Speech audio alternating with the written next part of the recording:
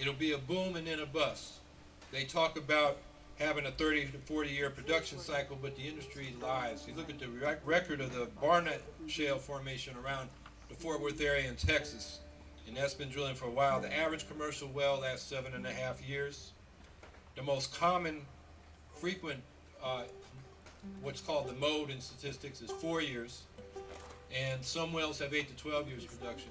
So you're really talking about a decade of a boom for outside investors and then a bust, where we're left with the jobs that few that were created gone, tourism, hunting, fishing, all the reasons people come up here, the clean water that's the resource that, on which we can build our agriculture and our industry. Because water is very scarce in the world. It's the gold of the future. And people are going to come to this part of the country because of water, for economic reasons.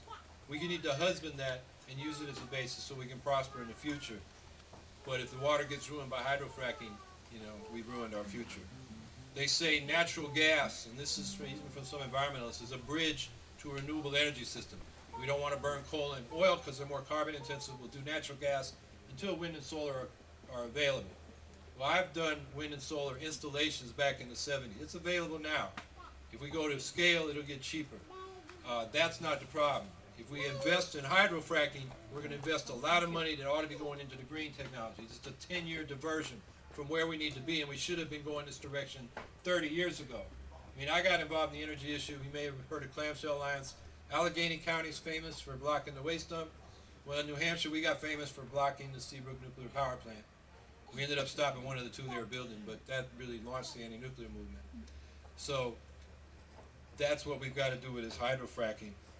And so I understand the energy issue, and I understand the alternative technologies we were talking about in the 70s. It's not, we don't need technological breakthroughs. What we need is the investment and the policy commitment from government.